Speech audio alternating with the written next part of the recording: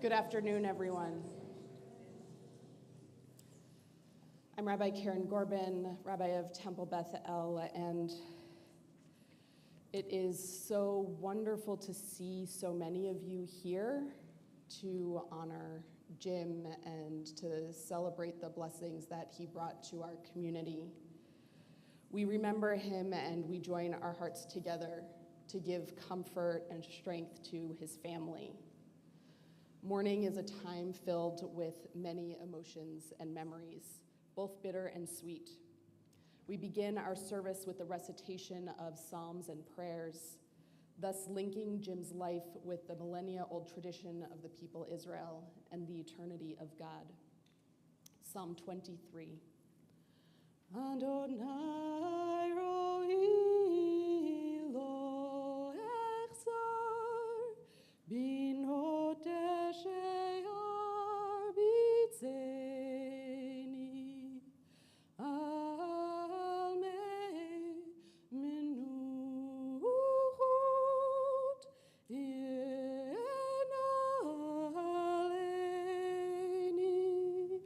nafshi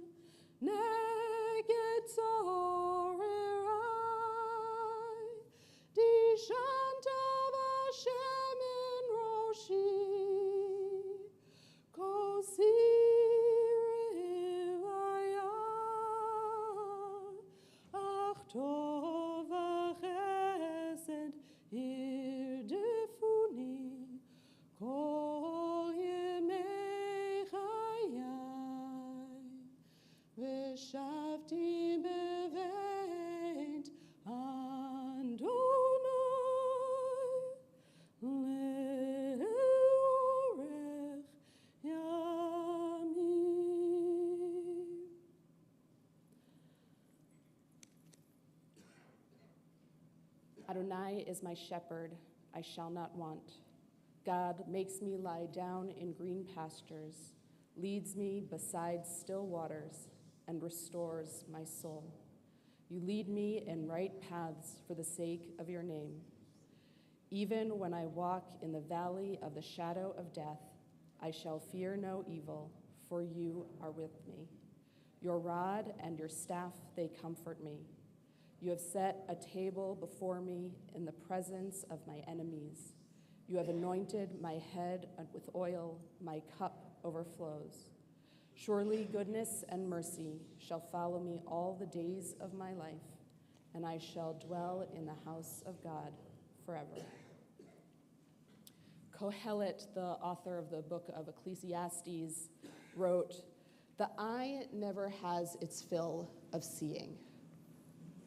Young or old, those who depart this life never see enough of the world, never complete their task, never cherish their loved ones enough before they are called home. How they yearned for yet another respite from the final summons, and how we yearn to have them close to us for yet another challenge in our lives, yet another joy, yet another precious moment together. God, be now with those whose hearts are broken, because whenever parting comes, it comes too soon.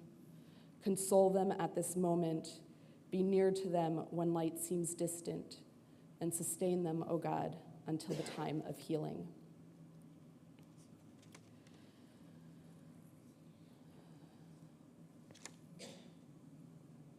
A poem by Hannah Senesh, which I believe we'll be singing tonight as well. but knowing how much Jim loved being at his condo in Seaside by the ocean, I thought it appropriate to share these words. Eli, Eli, shelo yigamer leolam, achol ve'ayam, rishush shel hamayim, merak hashamayim, tvilat adam, achol ve'ayam, rishush shel hamayim, merak hashamayim, tvilat adam. Oh God, my God, I pray that these things never end. The sand and the sea, the rush of the waters, the crash of the heavens, the prayer of the heart, the sand and the sea, the rush of the waters, the crash of the heavens, the prayer of the heart. There are so many prayers in our hearts and so many memories that we yearn to share with each other and even to share a laugh over with Jim one more time. And there are a number of people that I'm going to invite up to share those words and those memories and those stories. And there will be time during the meal of condolence for more of you to share, and at Shiva on Saturday night and Sunday morning as well. If we were to invite all of you right now, we would be here for a long time. First, I would like to invite up Sarah Rumbaugh and Stacy Van Wagoner to each share their respective thoughts.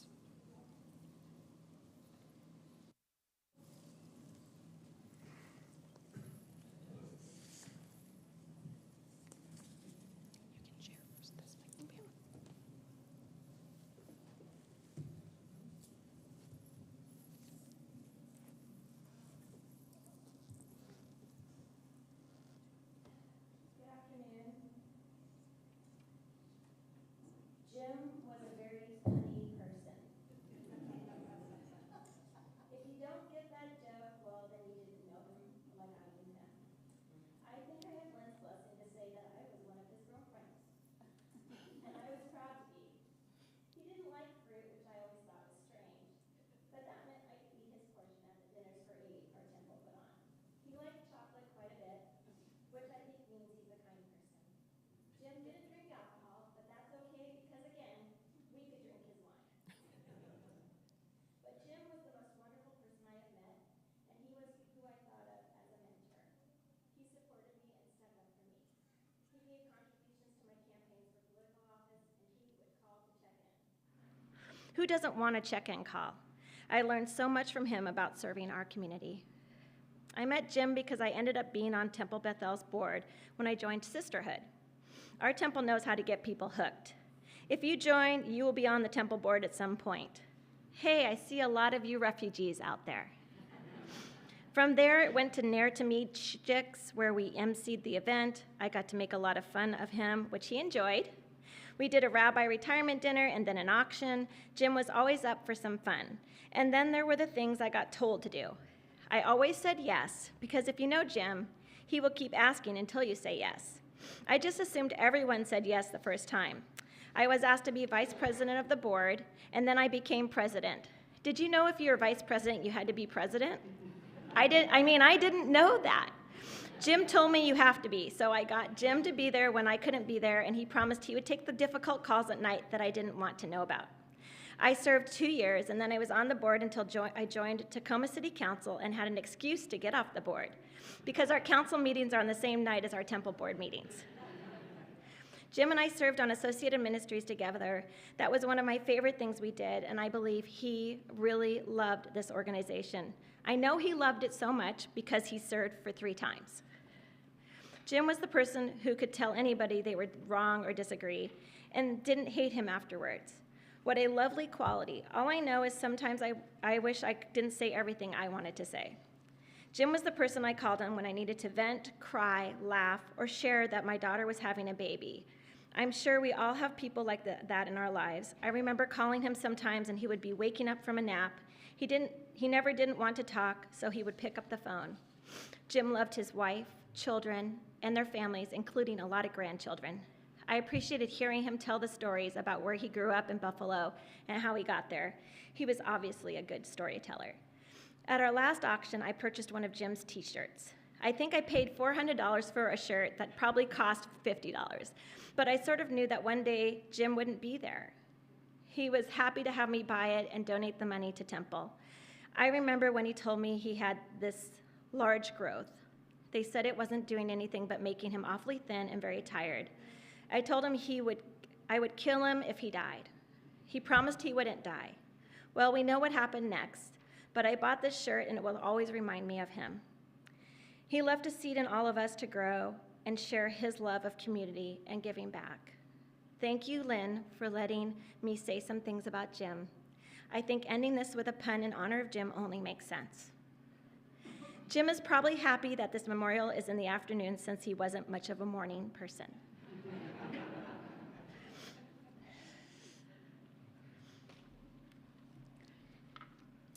Jim and Lynn are the first people that I met at Temple. Actually, Tacoma, really. And they changed my world. Jim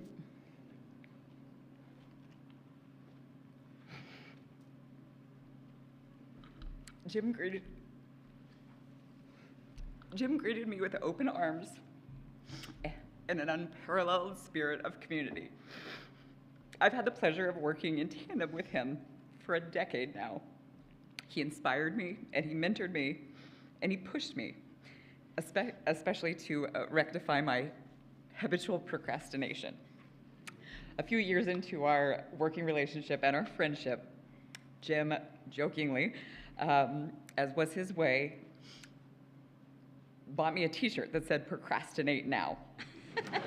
And I wish I could find it in this moment. It is currently in storage, but I'm representing Rolling Stones in his honor. Now, 2 weeks ago, I was asked to write a paragraph for a job interview I was going to about a leader who had been impactful to me. And here's a bit of what I wrote. Over a decade ago, I received a phone call from Jim Friedman. He was then Temple president, and I felt like I was called into the principal's office. I was new to the congregation, and he told me that a little bird told him that I could run the Temple auction. And just like Sarah said, you can't say no to Jim, even though I had never run an auction and never even been to one. But he assured me that I would have backup, which he absolutely provided me and gifted me the first friends here that I had at Temple, including Lynn. He linked me with this team, and many of you guys are here today, and together we had a wildly successful event, and that was back in 2015. Jim recognized a skill and potential that I had not recognized in myself. We fused a fast relationship, both professional and a fast friendship. I had the honor of working side by side with him on all kinds of projects. Jim dedicated his career and his retirement to community building with a keen eye for identifying and stewarding new leaders. He was an expert in combining care and humor and a honed sense of the nuance that it takes to run a nonprofit, especially one as special as our community. I learned an immense amount from him: diplomacy, strategic thinking, creative problem solving. His mentorship will guide me forever in all I do. Now, like I said, I wrote that 2 weeks ago. So there you go, Jim. You did it. Somehow, I managed to not procrastinate your eulogy. Jim was a leader, a mentor, but what that paragraph that I just said didn't say was that he was a true friend. And what that paragraph couldn't say was that Jim understood and embodied shefra, abundance. Jim celebrated his blessings, important friendships, this amazing community, a beautiful family, and a wonderful wife. Jim tended to this abundance with a spirit of gratitude. Hakarat hatov. Jim appreciated what he had and recognized what we could build. Now back to that TBE member brunch. Along with the TBE goodie bag that he handed me, he also gave me his business card, which was really a retirement card. I'm sure you all have them in your wallets. Jim was the hardest working retiree that I have ever met.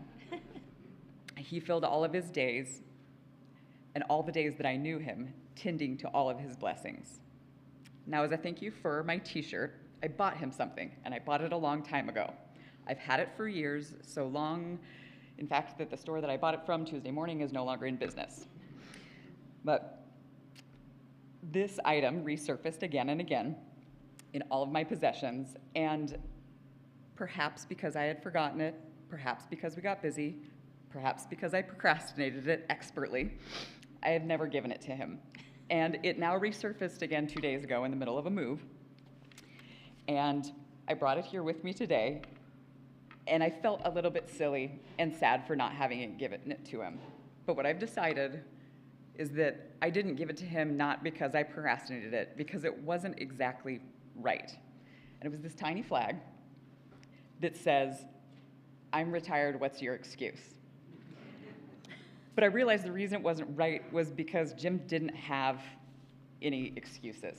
What it should say, and now says, my beautiful calligraphy, is, "I'm retired, what's your availability?" Please, please celebrate Jim by staying engaged, choosing abundance like he did, and being available to one another. Thank you, Jim, and ramble on.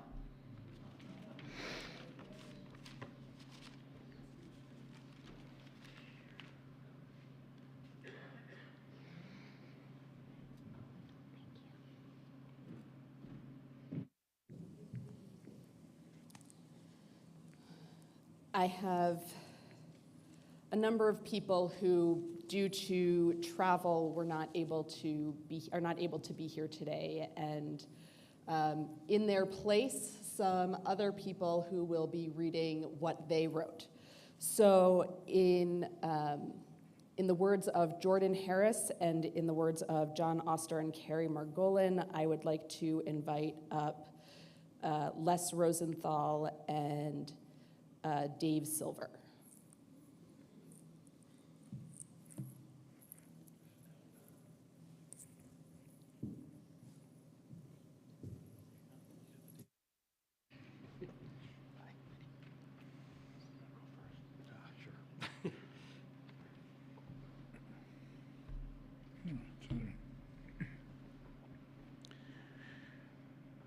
Jim, Lynn, Judy, and Jordan, the four musketeers.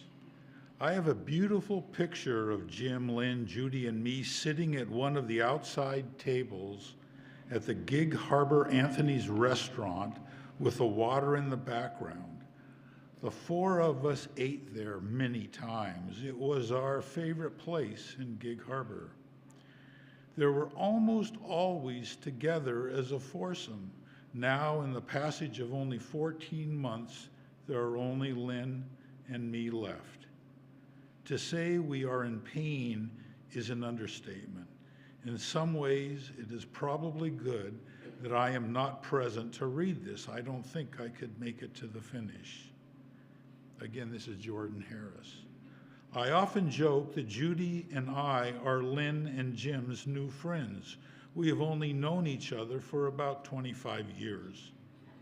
We have friends dating back to childhood, and I am not talking about family. They have friends dating back to childhood, and I am not talking about family.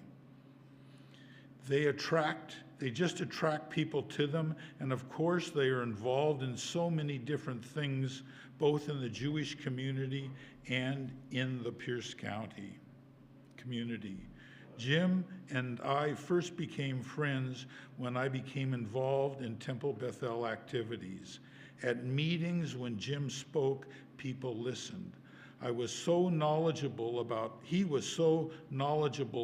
all aspects of Temple Bethel. I began to think of him as Temple Bethel.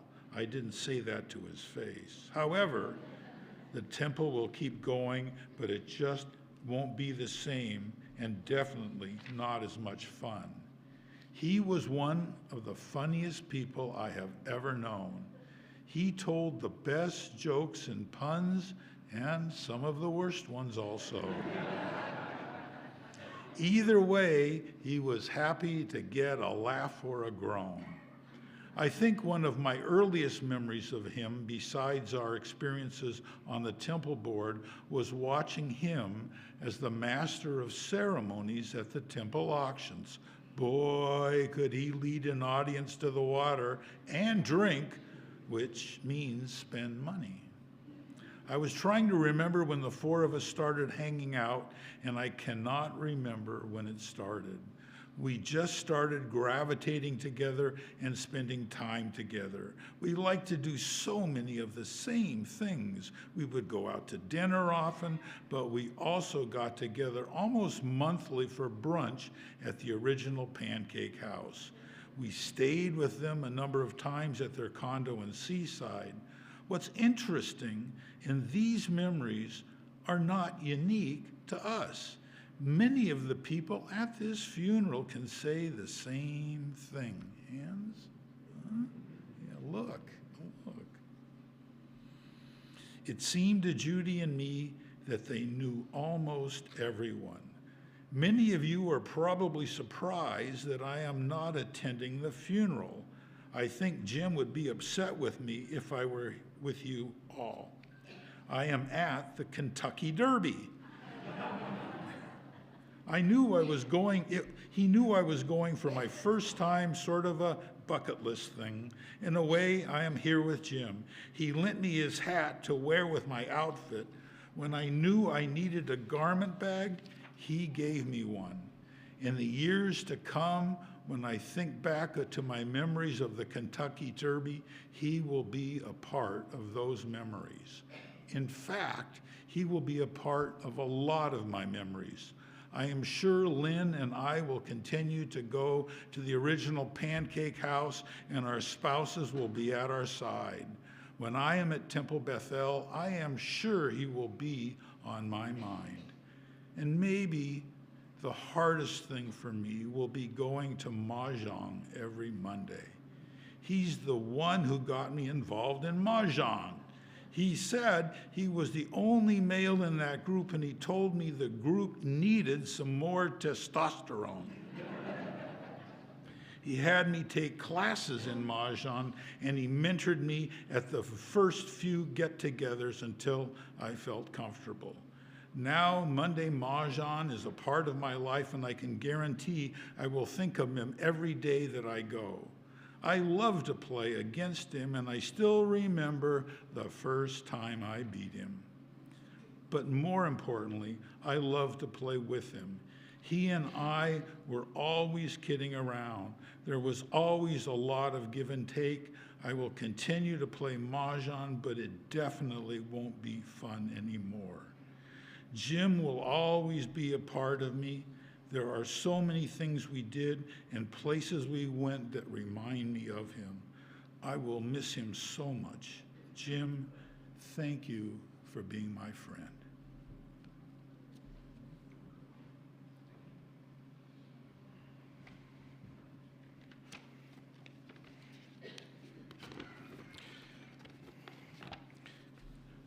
This is from John and Carrie.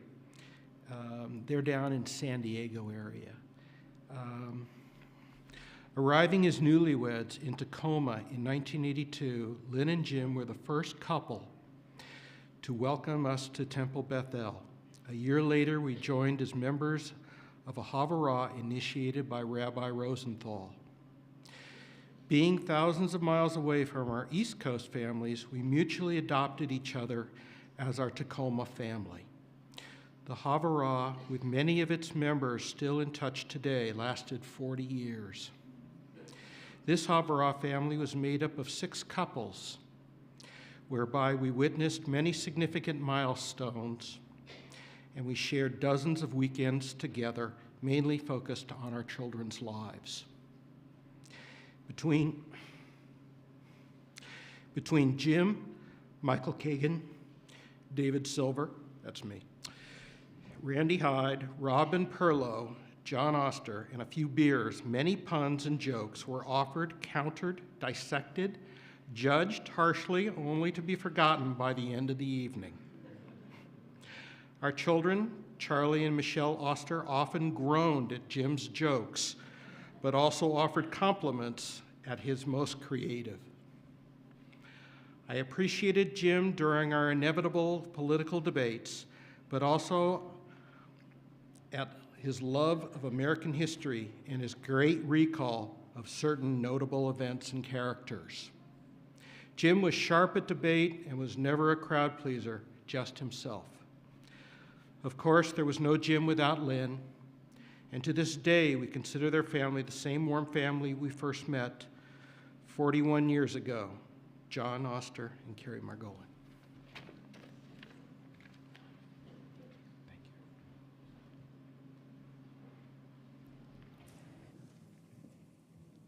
you.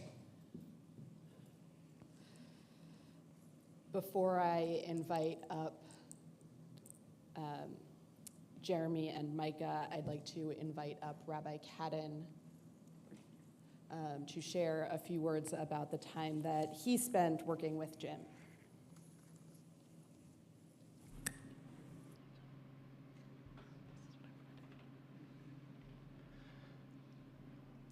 It's an honor for me to share a few of these words with you today as we honor Jim. When my wife, Barbara, blessed memory, and I moved here, Jim and Lynn were one of the first ones to open their house to us, and it began a long friendship and relationship. They were especially supportive during Barbara's illness and afterwards to me, something that was so important at that particular time in our lives. Had a long time working with him as rabbi and on the temple board. One term of president was not enough for him. He added a third year a few years later when the need was there, and that's what he was. It was always, what is the need? When I retired in 2020, I assumed that he'd probably retire, step back from temple life, but that wasn't Jim. He continued to contribute in many significant ways. Learned pretty quickly, like probably many of you, that you couldn't compete with him with regard to humor and puns. But every once in a while, when I was able to make him laugh, it really was a sense of accomplishment. Of course, it didn't compare to the time that I laughed at his jokes and his puns, and I groaned at them too, like, again, we all have. But it was, just so incredible to see all of the things he did. One particular thing that I appreciated and learned from him is that he was not afraid to have the difficult conversations.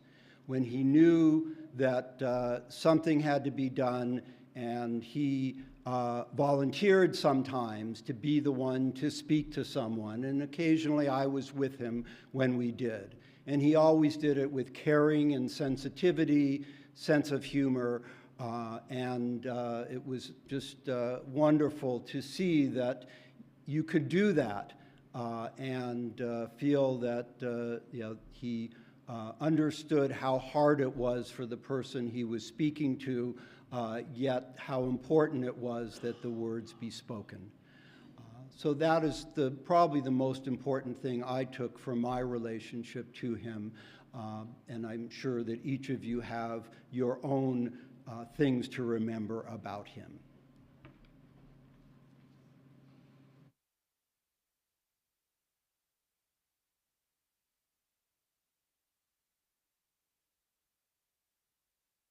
Micah and Jeremy to share some words about their father.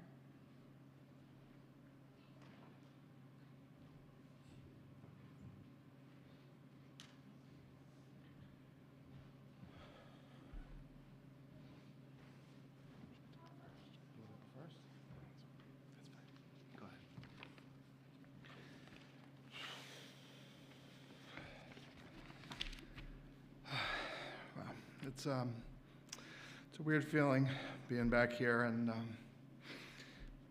having my father here. I'm going to try to get through some words here. I don't really think I'd be honoring my father without opening with a few of his jokes. So I'd like to tell a quick story. This is actually from just last week, and as many of you know, he was dealing with a serious brain condition. It made it very challenging for him to form sentences or develop complete thoughts. But I tell this because I think the context is important to understand that even in this state, his humor was still sharp somehow. The nurses would ask him a series of questions to evaluate and track his cognitive abilities. And I was standing next to him as it went something like this. The nurse said, "What is your name?" My dad said, "Schnookums." And then he paused and said, "But you can call me Jim." The nurse said, "Where are you?" And my dad said, "Yesterday, today, or tomorrow?" The nurse said, "Now would be good." My dad said, "Jail." And the nurse said, "Well, that's not necessarily incorrect." My dad said, "Hospital." He knew where he was. And lastly, the nurse said, "Who is this?" Pointed at me. My dad said, "The fruit of my loins." So, it's a true story. As I think back to my childhood, it's amazing how much of an influence he had on me and the kind of parent I am today. He was a driving force behind my love of sports. I remember going to Sonics games with him that year that they were building Key Arena and the Sonics were playing at the Tacoma Dome. He bought season tickets. We went to almost every game. I remember watching the Mariners with him on our kitchen TV during the record-setting season in 2001. We were always on the edge of our seats. And of course, he was the first call I made to share my joy after the Seahawks won their first Super Bowl. I was there with my wife. Unlike the shared fandom I had with my dad, we liked all the same teams. My kids have surprisingly chosen to become Jets and Giants fans, respectively, but you know what? That's okay with me because my dad instilled in me a fundamental sense of being open-minded and accepting, which is how I try to live my life and parent my kids. Dad was also a strong influence on my taste and enjoyment of music. I'll never forget the road trip we took to the Gorge to see the Moody Blues. It was my first concert. Someone was just talking about his love of chocolate. It just made me remember. We stopped at, I think, like a drugstore along the way and got a few huge chocolate bars that we ate together. It's amazing. I recently took my son Bastian to his first concert. It was a Beatles cover band, and I couldn't wait to tell Dad about it. And he asked which cover band I'd taken to, and I said they're called Rain. And he says, "Oh yes, they're my favorite Beatles cover band too," because of course he knew who they were. Dad was also my playmate when I was a kid, whether we were playing basketball together down the street at the cul-de-sac. Three of us used to go together. We played cribbage together. of the many board games that we had around the house. He taught me poker, which became my obsession when I got to college. He got me into collecting sports and trading cards, which I have many fond memories of. Ultimately, I think back and appreciate how engaged and involved he was as a father, which is something I strive for now with my kids. He was always running me around to my practices and games. He was coaching my soccer team, leading my Indian Guides chapter. I find myself doing many of the same things today for my kids. It's just always trying to encourage them to try everything and have fun in the process, exactly as Dad did for me. And as a grandfather, Dad loved spending time with his family and getting to know his grandkids. No matter what he was going through from a health perspective, he would always get down to their level and had a special way of connecting with my kids, even from a very young age. My children have fond memories they will always cherish of our trips together. We went to the Bahamas together. We went on a cruise to Alaska together. And I'll never forget that. Watching me parent my kids is something that excited him and brought him joy. He's the kind of person that would stand next to the changing table, just happy to be there for it, no matter how it smelled.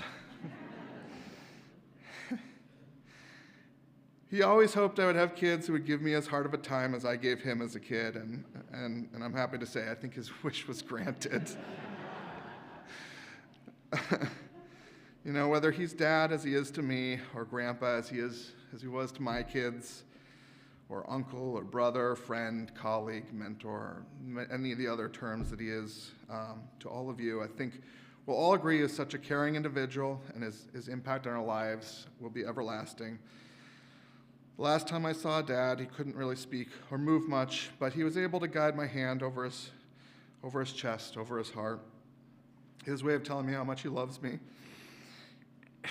And I know he felt the same way about everyone here today, and many more. So I hope his memory will live on forever in us.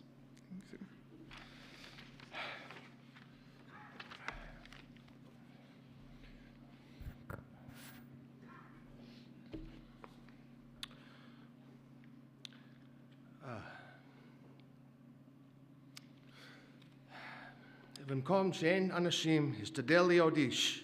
In a place where there are no people, strive to be a person. 2,000 years ago, Hillel the Elder relayed this bit of wisdom as if he was talking about my father, Jim Friedman. Yosef Rachmel ben Avram Zalman V'chava. Hillel encouraged us all to recognize that when there are unfilled needs among our family, community, or the stranger, we must do everything we can do to fill those needs. If I had to summarize my father's life mission, I think this would be it. In every aspect of his life, he sought to listen to the needs of others and help them in any way he could. My father bragged about being a bureaucrat. To this day, no one really knows what that is. And in more recent years, the word has adopted more of a negative connotation. But my understanding of the various jobs and roles he held throughout his career is that he was doing the thankless work behind the scenes to help out anyone and everyone. Certainly, as we have heard already, he tirelessly devoted almost his entire retirement to supporting the Temple Beth community here. And this is what he did for my brother and me as well. Mike and I had different interests as children and followed our own paths as adults, yet my father was always there to support each of us in the ways that we each needed. As a child, my father, for instance, recognized my interest in performing arts, and as a result, we performed together in community theater. When I got a bit older and I was exploring different Jewish traditions, my father always tried to understand my practices and accommodate my wishes, even when the things I was doing were unfamiliar to him. Yeshua ben Prachi Omer, Aseh lecha rav, uknei lecha chaver, ve'eva adan et kol ha'adam l'chaf zchut. Joshua ben Parachia used to say, appoint for yourself a teacher and acquire for yourself a friend and companion and judge all people favorably. I looked to my father as a friend and a mentor. He believed in honesty and open dialogue. Frequently, he told me that no matter our differences, we should always be in conversation. He had a way of being able to disagree without judging me, and I always felt safe to talk to him about anything. And he led by example. He felt it was very important never to conceal anything from his family, For instance, he made a point of sending out detailed updates about his medical issues so we knew what was going on with him. He was certainly someone I could always bounce ideas off of. In my adulthood, I would connect with my parents on my visits to them over a game of cards. With my mother, I would always play gin, and with my father, cribbage. And this was a special time where we could relax and commiserate, and I will deeply miss that in our frequent phone conversations. When I got married to Alana, my father was overjoyed. Maybe it was because Alana always appreciated his jokes more than I did. He adored her and always teased that if anything ever happened, he was going to keep Alana and not me. He was always supportive of Alana and made an effort to get to know her family also. I know that Alana will miss my father dearly. As a grandfather, Dad had a new opportunity to support children. Grandpa would always take the time to sit and play with my kids.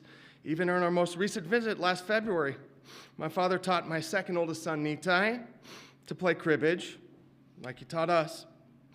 All five of my kids spent time with Grandpa on the beach because if they wanted to play in the sand, so did Grandpa.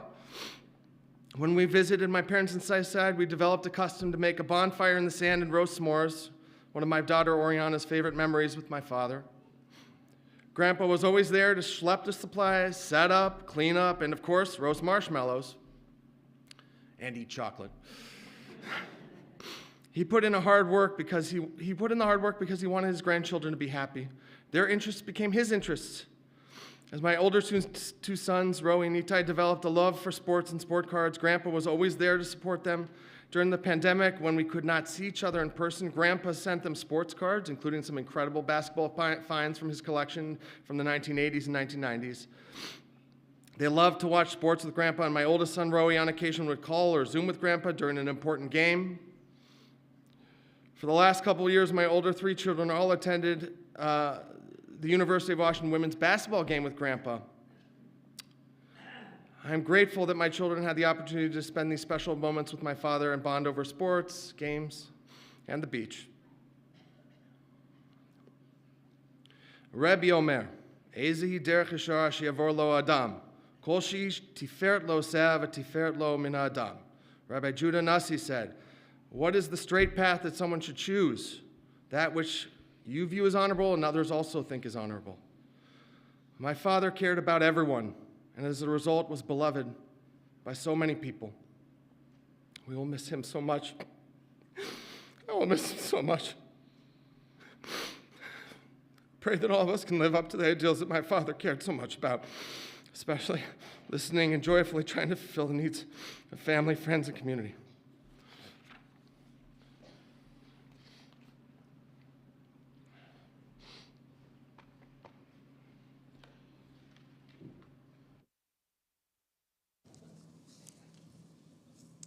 Over and over again during this past week, I've heard a variety of people who knew Jim say that he was a mentor, a support, a father figure, a dear friend.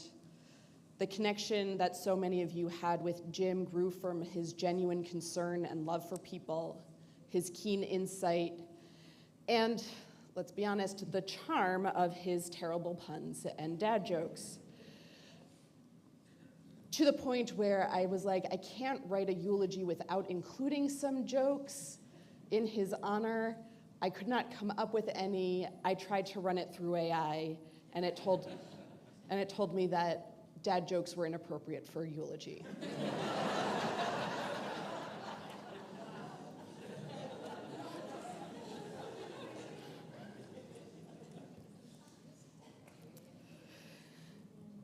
Jim's presence, his light, his humor, gone too soon from this world, will be missed. And even though Jim died younger than he wanted, he was supposed to live up to age 83, very specific, older than his dad lived, right? Same age as his dad. And sooner than we anticipated despite his chronic medical conditions. I can't help but notice an alignment between the blessings he brought to his communities, the legacy he leaves behind, and the timing of his death. In Jewish tradition, we're in a period of counting called the Omer, where we intentionally count the 49 days between the beginning of Passover and the holiday of Shavuot, the Feast of Weeks. The mystics in Jewish tradition associated each of the 7 weeks with a divine attribute, in Hebrew, a midah or a sphira. This week is the 3rd week of the Omer, and it's the week of Tiferet, which, by the way, Jeremy read about in his last quote. While the word Tiferet could mean honor or beauty, in the more mystical context of divine attributes, it's understood to be the integration of loving kindness and strength. It's a beautiful blend of benevolence and boundaries. Tiferet becomes a form of compassion that's not about fixing or saving or pitying other people, but about seeing each person's potential and creating an environment where they can thrive. In other words, Jim was the epitome of Tiferet, at least as an adult. As you probably read in the obituary that he wrote, Jim was born in Buffalo, New York, to Charlotte and Cecil Friedman. Even though Cecil was born and raised in Tacoma, work took him to Buffalo, where Charlotte and her 7 sisters lived. Charlotte was very close to her family, and most of them ended up living on the same street. So when Paul and then Jim and his slightly older twin sister, Linda, were born, they joined a tight-knit clan. Being the youngest of the family, even if only by 4 minutes, wasn't always easy for Jim, especially when people called him the baby of the family. He did not appreciate that. And as a kid, he marched to the beat of his own drum. He rebelled against expectations and rejected some of the family priorities, often going off to do his own thing. For example, even though his parents were very active in the synagogue, he did not go regularly. He wanted very little to do with it. He preferred to play billiards at the local pool hall or read from his comic book collection. Jim and Linda were classic, as he would often say, womb mates. It's the only one I could get in that was directly his. They spent much of their time in the same classes and with many of the same friends, and they fought a lot. But woe to anyone who tried to come between Linda and Jim. As much as they irritated each other, they would defend each other to the ends of the earth.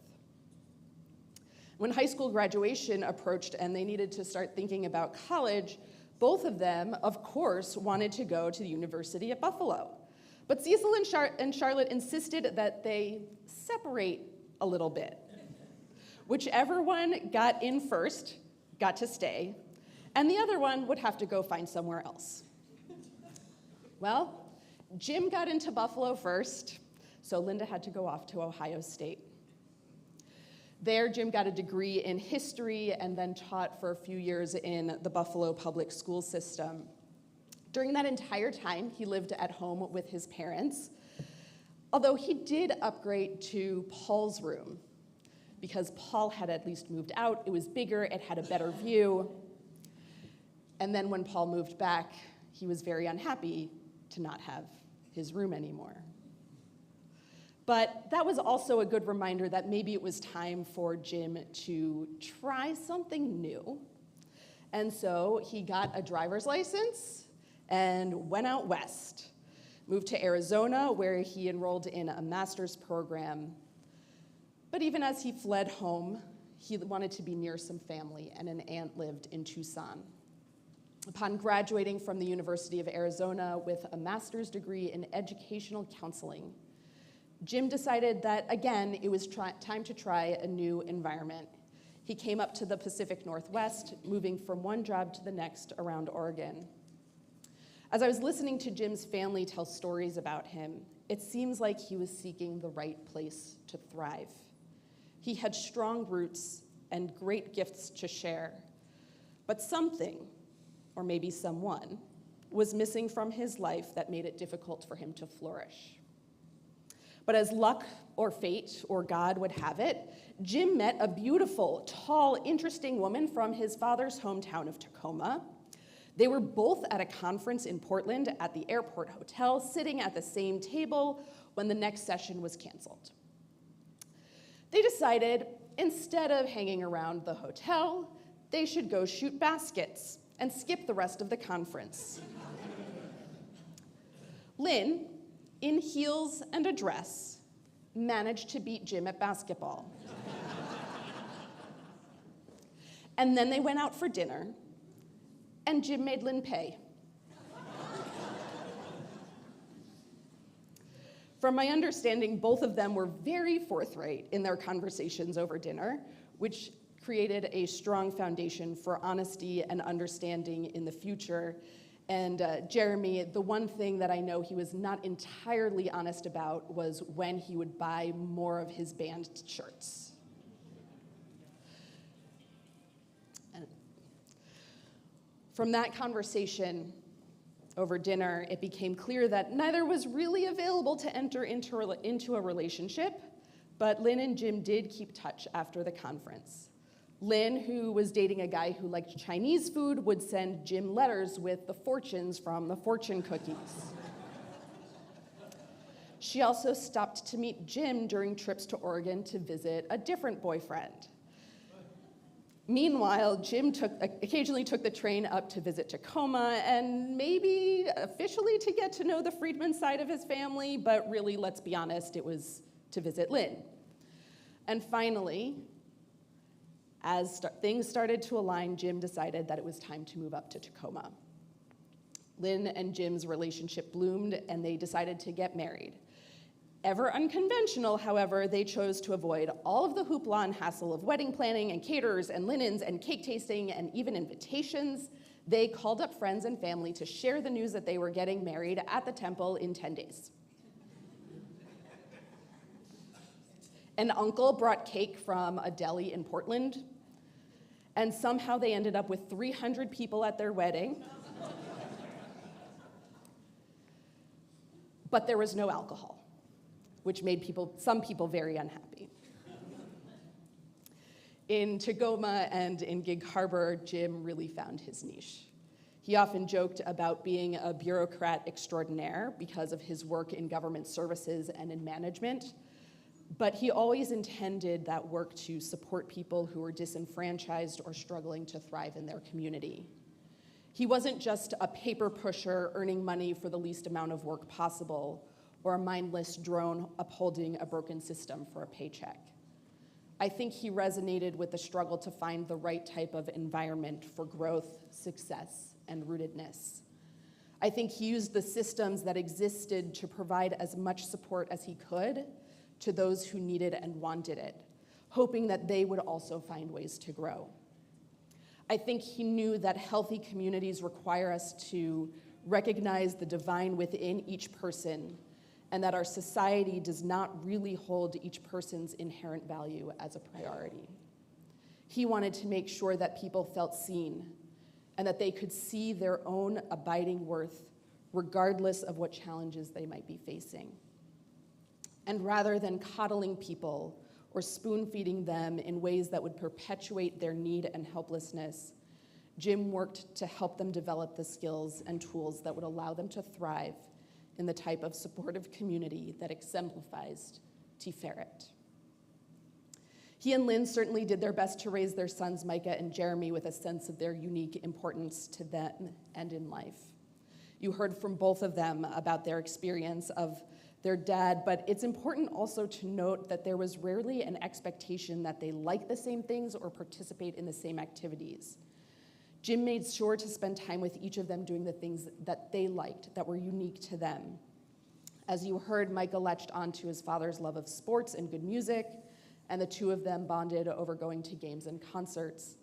And you heard that Jeremy was a theater kid and that he and Jim acted in a number of community theater productions together. And as a grandpa, he also wanted to know what was happening in the lives of his grandchildren, what they were interested in, what they were struggling with. He was so proud of all of them, often telling me what you all were up to, or sharing his excitement about your visits to Gig Harbor or to the condo at Seaside. Jim was a nurturer. You've heard the stories from so many about his willingness to have hard conversations because he knew that unless you address things head on and get to the root of a problem, nothing will change. You know that Jim supported and developed strong communal leaders who would bring about more lasting change than he could create on his own. And again, people have shared how Jim was one of the first people to greet them when they came to Temple Bethel, the person who saw their leadership potential and invited them to serve on committees or join the board.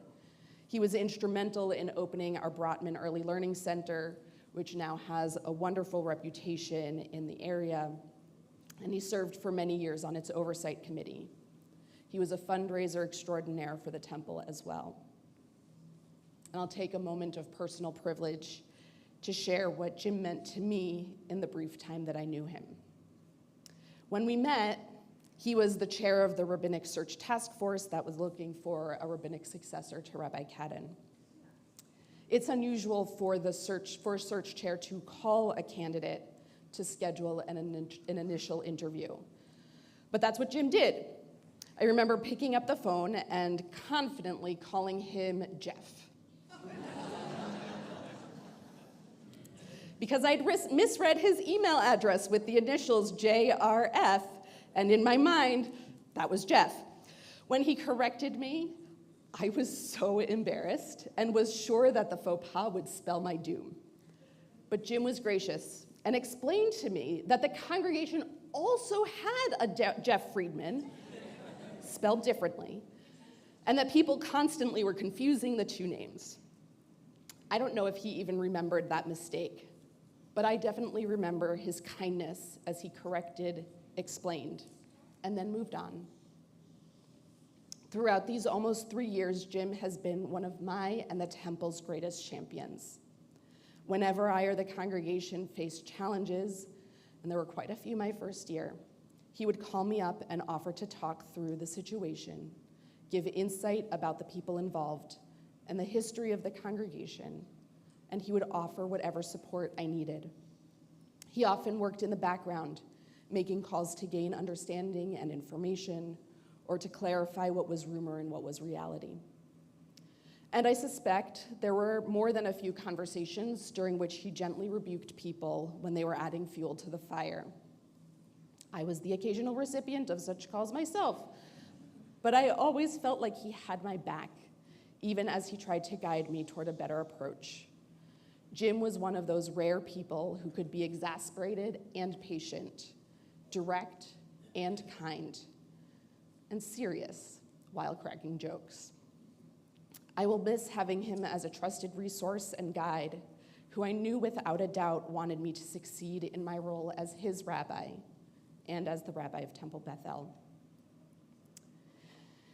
Jim's presence and support, and even his bad jokes and puns, will be missed by so many of us for what he meant to us as individuals, and he will certainly be missed by our community as a whole.